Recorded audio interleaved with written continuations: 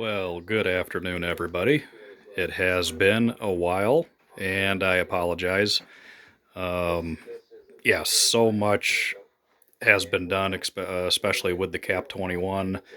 Been able to tackle some other projects and even some reorganizing. Oh boy.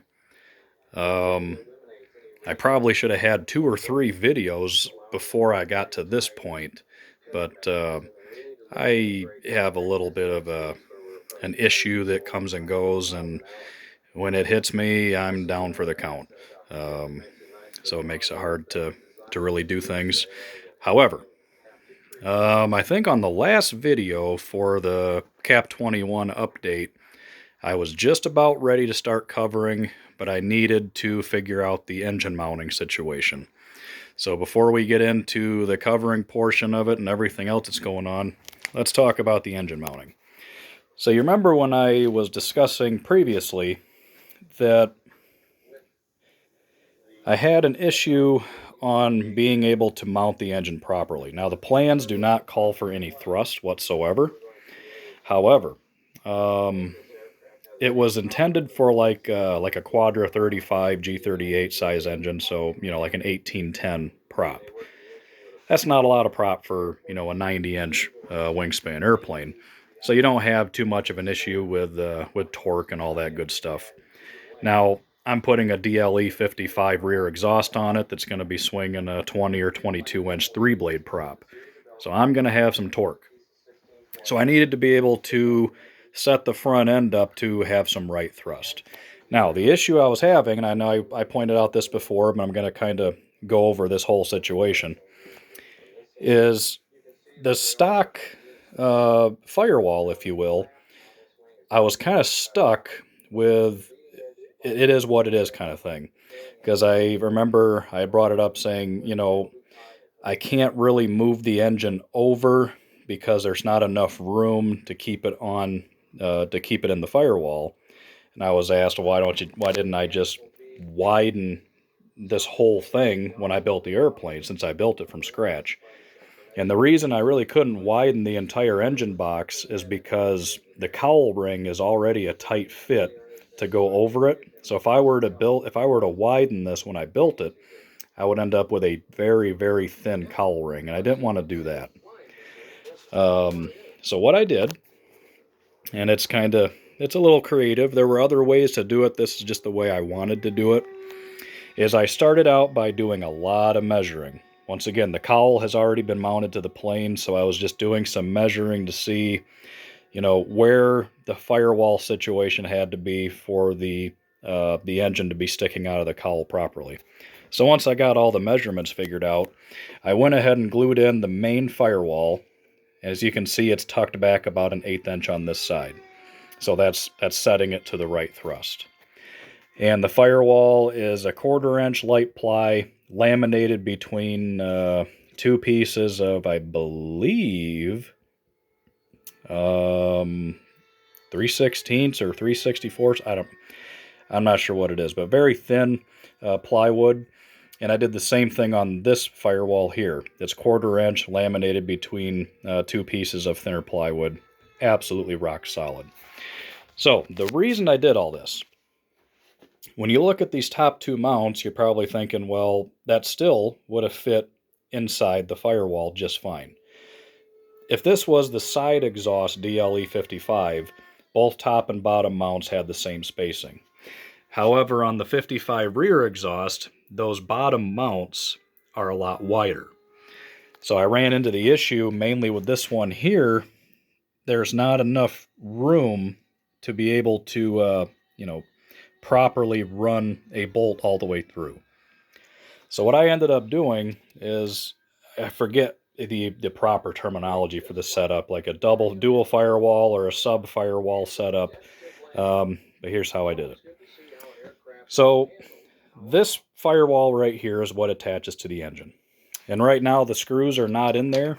And as you can tell, the screws are not in an ideal situation. Normally you'd want screws in the corners, not in this particular situation. But the way I have this whole system put together, the screws are not holding it in place. all it's doing is tightening it to the main firewall. So what I did, give it a little jostle here, is let me dump those screws out of there, is I pinned it with some carbon pins, so that way it slides in there, and the pins are what are holding it from moving around, and the screws are simply just securing it to the front of the plane. So that's the best way to do this type of situation. So as you can see, behind the this firewall here is another piece of 1/4-inch ply that the rears, it's epoxied to the firewall, and this side here is glassed just to give it a little bit more rigidity. And what that does is that allows proper spacing between the two firewalls to accommodate for the screws that are holding the standoffs in. So as you can see, even if these screws were to come loose, they physically can't come out. So that's a plus. So the chances of this engine ever falling off are pretty slim. So what that allowed me to do by having this dual firewall situation is I was able to put this wherever it needed to go, since I'm not relying on these bolts to go all the way through the actual firewall. So that turned out really well, and it looks pretty slick. I mean, you got to admit that does look pretty cool. That's a neat little piece of engineering on my part, I must say. So yeah, that didn't take too long to do. I think it took an evening to get that all figured out, and it turned out pretty well. I'm very happy with that. And because it's pinned, once again, when I go to put it on there, it just goes on there, and it's there. So the orientation of these screws are not important, because all they're doing is just clamping this whole thing together. The pins are what are keeping everything solid. And it's the same thing with the cowl ring. The screws are just holding it on. It's not holding things in place. So if you're ever doing a situation like this, use pins, because you want that type of setup much stronger. Now, before I move the fuselage onto those screws and booger up my covering, let's get them out of here. So yeah, everything on the front end is pretty much done. I do need to seal this all with some epoxy, and I'll get to that eventually. But for the most part, everything up here is good. I do have to pin the firewall. Even though epoxying it in, lots of tri-stock, it's still not good enough. It needs to be pinned, just because. So after I got that done, I decided to start doing some covering. I took some days off of work around Thanksgiving, and I had 3 straight days that I actually felt really good. And I basically covered the airplane, at least all the white. So once I got everything covered white, I've been slowly doing all the accent colors. And this is all Ultra Coat. I was kind of torn between using Ultra Coat or the new cover, but I decided to go with Ultra Coat just because it is thicker. I like the new cover, I really do, but for these bigger airplanes like this, the thicker covering is just, I think overall is going to give it a better look, and it hides all my shoddy building. Let's see. So as far as covering goes, it turned out very, very well. It has enough issues that makes me somewhat happy, if you will.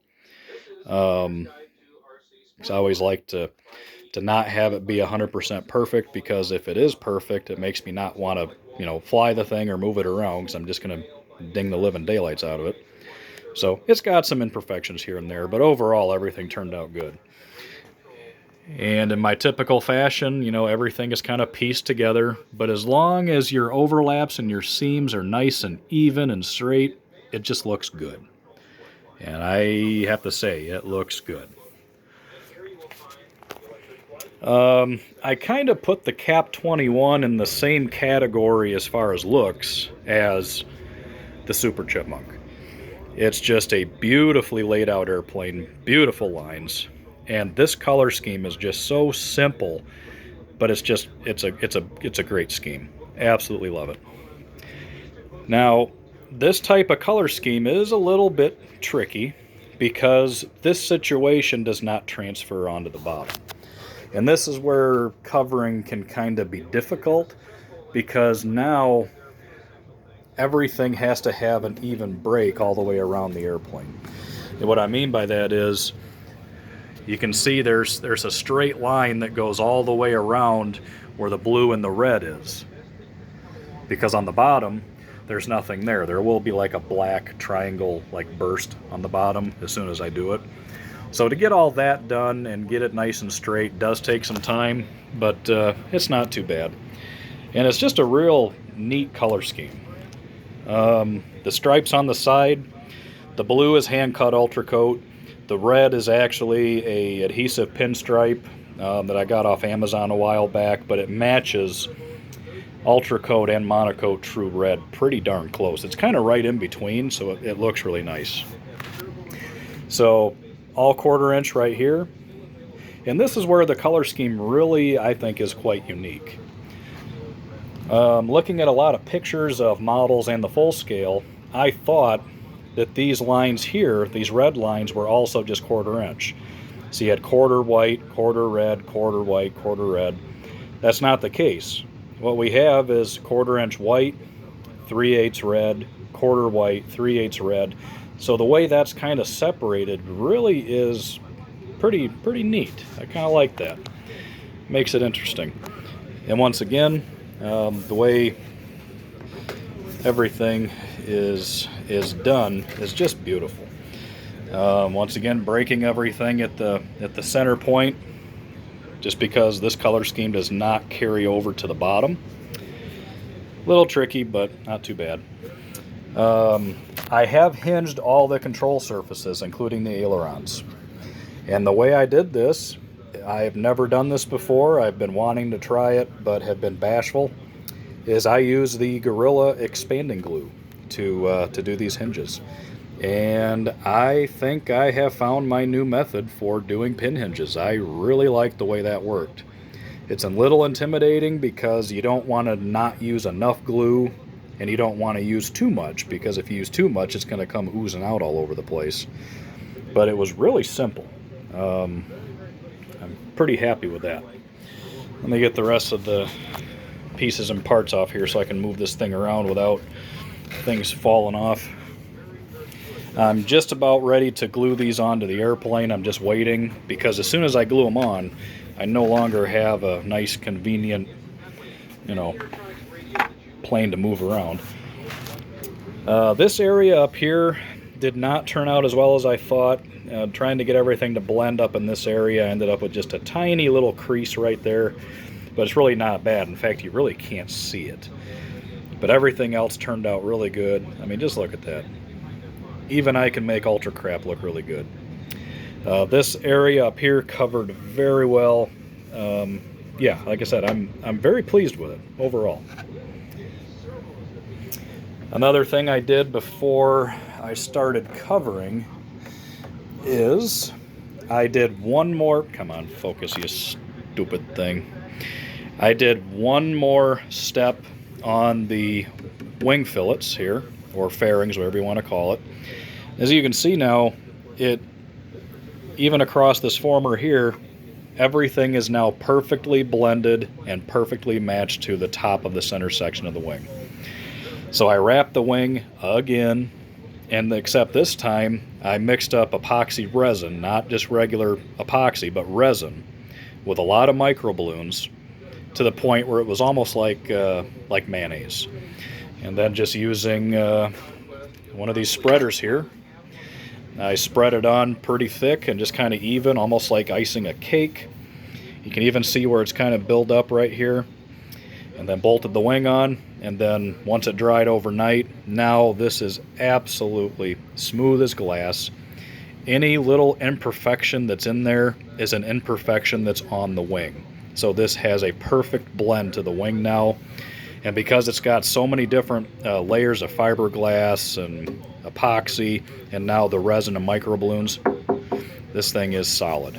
So it is a functional piece of this puzzle now. So that turned out really good. The first thing I covered on the fuselage was the fairings, and I'm not happy with that side over there, so we're just not going to look at it. We'll just assume it looks as good as this one. So I covered these first, and they turned out pretty well. Well, this side did. Not really good lighting down here, but as you can see, it really, really did turn out nice. Starting with the right shape piece of covering, the most common mistake used to cover something like this is taking a straight piece of covering and trying to wrap it around. So this piece is actually shaped like this. That's the key. You want to start with something that's got the right shape. So I did make a template first and then covered it, and it really did turn out nice. Everything blended up really good. It is great. Everything as far as the covering on the fuselage and so far the wing has turned out really well. I did get the canopy trimmed. That was a nightmare, mainly because there weren't any real good indents in the canopy that showed where you were supposed to cut it. So there was a little bit of trial and error there, but I got it, and it turned out pretty good. So at this point, I need to do the blue and the red on the wings, which is this situation right here. So blue and red at the tip, and then there's a red stripe that continues on the top of the leading edge, and on the bottom of the leading edge is where the blue is. So once again, kind of an interesting, really interesting color scheme. And for being so simple, it's a very difficult layout to get it right. I've got my pinstripe material that I'm going to be using on the cowl.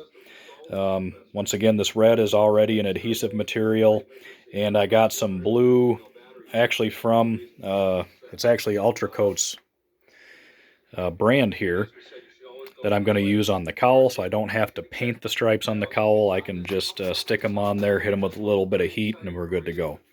So all I got to do is paint the cowl white. And I still have to do the black anti-glare up on the top, and I'm probably going to paint that on here at the same time I do the cowl. So that way it's all the same color, because you can paint covering. You just gotta know what you're doing. Just gotta be careful with it. The way everything wrapped in onto the inside of the fuselage, everything looks good. Once I get everything mounted, I will be painting a lot of the inside black. Probably just this area here, so you'll still be able to see wood back in here and up in here, but this area all around here in the front of this former, I'll paint black, just because that'll look pretty nice on there. So that is where we were at with the Cap 21. It's really coming together good. I got all my servos for it. Engine has already been mounted, so I'm close to the point where I can start. Actually, I can put the elevator servos in there, make them permanently in there, and I could hinge or attach the control surfaces to it at this point, but I'm just going to hold off for now. So I'm in absolutely no hurry. It's middle of December. Yeah, there's no rush. And that just, I mean, look at those wing fairings. I know I said this side didn't turn out as good, and it's hard to tell by the way we're looking at it, but we're just not going to look at it too hard. That just turned out really nice. Beautiful airplane. Love it. So you might notice a little bit of a difference here. Yeah. My door is now gone. You can see some remnants of an extension from the wall that I removed. So now I have a very large opening for getting in and out of the shop area, which I've been wanting to do for some time, just because it's easier now to get planes from here onto my workbench and not happening to, rotate it through a narrow door opening. And just recently, after 16 years, I got this portion of my shop back. My wife has moved her area upstairs, and I got this portion of my shop back to myself, which is awesome. And what that means is I only had 2 planes left in storage that were flyable, and I brought those back home. So the B-25 has never lived in the basement here. It's only been at the house when I had to work on it. The Cardin 35% extra lived here a little bit, but once again, it usually was only here when I was working on it, and now they're here permanently. So now I can actually do some long needed maintenance to the extra. And the B25 is still not in flyable condition, but now that it's here, I'll be more tempted to get those two brand new G38s put in there. So that's going to be good. The Carf T6, I was able to get it off my rolling cart and onto the wall, which is also awesome. And I finished the rudder repair. I don't know how it looks through the camera, but, well, if the damn thing will ever focus. Let's see if it does. It's trying. It's having a hard time focusing on that yellow. Oh, this is terrible. There we go. So, I know I've mentioned it in the past. Basically, the bottom of the rudder is now a block of balsa wood, carved and then sealed and primed and painted to match the rudder, and it turned out extremely good. Thankfully, my good buddy Ted, who sold me this airplane, had some paint mixed. When I think he painted the hubcaps that go over the wheels. So he gave me this paint basically saying, well, it has a code on it if I wanted to get more, but he said this probably isn't any good. But it's just an acrylic enamel paint. So it has stayed healthy in that can for about 4 years. Because I tried every type of paint that I normally use for it's more of a Cub yellow, and I couldn't even get close. And it's hard to tell in this light, and I think through the camera it probably looks perfect. But in all reality, this is a little bit darker than the rest because this is what it used to look like, and it actually matches this perfect. But here and here are now different colors because this has a cover that goes over it. The rest of the airplane has been exposed to the elements, the sunlight, so of course UV. It's been exposed to fuel, so the yellow has changed. But overall, it looks really good. I could not be happier with that. Fantastic. And I'm really glad that tail section comes off the B-25, or this whole situation would not have worked too well. So you can kind of see the way the B-25 works. Two digital elevator servos, and I never did swap out the rudder servos. Those are antique JR servos, and they still work just fine. Yeah, why not? This is one of those planes that I feel like I'm tempted to strip it down and redo it, but I know as soon as I do, that's gonna just put the final nail in its coffin. So I'm doing as little to it as possible, just because it is what it is, and I like the fact that it's old and it looks old. Yeah, was able to get my P-47 in here. Yeah, I got the wing bag for the Cardin 300 up there. And also, removable stab is awesome, so that way I can keep everything nice and tucked away on the wall here. Everything just turns out real good. Center section for the T6 is tucked away, and I still have plenty of room. So out here, I have even more room now, which is good, because this portion of the shop, besides being my kind of man cave area, is where I like to put planes together when I'm setting them up, and that kind of thing. Because it's really not practical to put planes together on my building bench. I come out here and do that. And I think there's still plenty of room in there where I can wheel in the Chipmunk on its little cart. And because I widened this whole affair, this whole thing will go right in there at an angle, and I can probably, once again, I can just set it over there. If I had to get a plane off the wall, just push the Chipmunk over. That works out good. Trying to think what else is going on. Not much. Not much. I'm so glad to have these two airplanes home. Yeah, I never liked having flyable airplanes over in storage. I like having them here. When they're over there, they don't, I wouldn't say they get neglected, but when they're out of sight and out of mind, I never fly them. I mean, this extra flies so great, and I hardly ever fly it. So now that it's here, easily accessible, I don't have to go get it, even though it is literally just across the street. Um, yeah, I would rather have them here anyway. So, good stuff. Take a look at the rat's nest in there. Oh my god. So many servos. Yeesh. There's like 185,000 Y harnesses in this airplane. It's old school all the way. But it's been flying all these years, so why change it now? Starting to lose my voice a little bit. So yeah, other than that, everything's been going really good on the cap. Once again, the wing is covered, with the exception there's a blank spot on the tip because that's going to be blue, and of course I'll be adding red to it. I'm not going to pull the wing down, but you can see from the glare that it really did turn out nice. I'm having some concerns on how flexible the ailerons are. They're so thin. So I don't know. And even though I did put the carbon reinforcing on there, it really doesn't show through the covering all that bad. I mean, when I point it out, you can definitely tell it's there. Um, and I glued the control horns in before I covered it, and then just covered around them. That turned out just fine. And this little monster right here. Not only was this a pain in the butt to build, it wasn't the easiest thing to cover either. So much work went into just this stupid little thing. But it is pretty though. I mean, that took some doing. And there, once again, I had nothing to go by. I had a giant hole in the wing that I had to fill and blend into the fuselage, and I came up with that. And it works great. No complaints there. Good stuff. I love it when things just come together like that. It's awesome.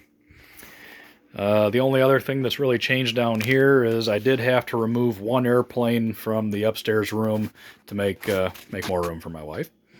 My old Easy Kristen Eagle had to come downstairs, which is fine. I can tuck it back here against the wall.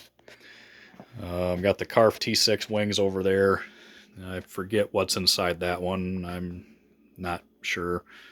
I think it's the wings for my Wild Hair Extra. And over here, all the bits and goodies for the Zeroli Twin Beach wing are there. Stabs and everything for the Carf T6. Awesome. My lovely ME-109 and my dumpster fire decathlon. I love that airplane. It is such a squirrel. Absolutely love it. Love it, love it, love it. Of course, now I don't think I'm going to need this cart anymore. I built this cart to put my T6 on. I had the center section sitting over here, the wings over here, fuselage on top, and I could wheel the whole thing around. And now I don't think I really need it anymore. But, you know, it's back there out of the way, so not hurting anything. Oh, and I did purchase another single stick radio, and I think we're going to have to go upstairs and take a look at it because I don't think I did any kind of video of it. But I took my Free Sky 2.4 system out of the Super Weekend Special, and what is in there now? A 72 megahertz Futaba PCM. Fantastic. So I flew that a few weeks ago with a brand new Futaba 8-channel single stick radio. I don't think it had ever been used.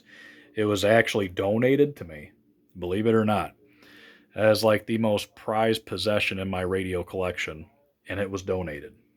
How cool is that? I tell you, some people say they have the best friends. I disagree. I got the best friends in the world. However, while flying it, the old OS Max 90 gave up its lease on life, and I'm in the process of rebuilding it. Hopefully I can bring it back. But if not, it is what it is. So, I don't think there's really anything else to go over. Just kind of rambling. Probably a shocker here, but I have my TD-R18 tandem receiver for my T6 right here. The receiver I wanted to get for the cap was out of stock, and then I just kind of stepped back and went, well, wait a minute. I have so many receivers. I got a nice Fatava telemetry receiver right here. I think this came out of my P51. I'm going to put this on Fataba. Why not? There's nothing wrong with Fataba anyway. I still use all the gear that I've been using. So yeah, this will not be flying on FreeSky. This will be on Fataba, which is totally fine. I need to keep using more of my Fataba stuff because I don't want to forget how to program. And it's amazing how all of this worked out. You notice how the stripe passes right over top of the control horns that I glued on there, and that just happened. I did not plan that. That actually just worked, and I couldn't believe it. I could not believe it that actually just lined up. I'd like to say I meant to do that, but I did not. And these are composite control horns. I think they're for a like a 50cc RV8 or something like that.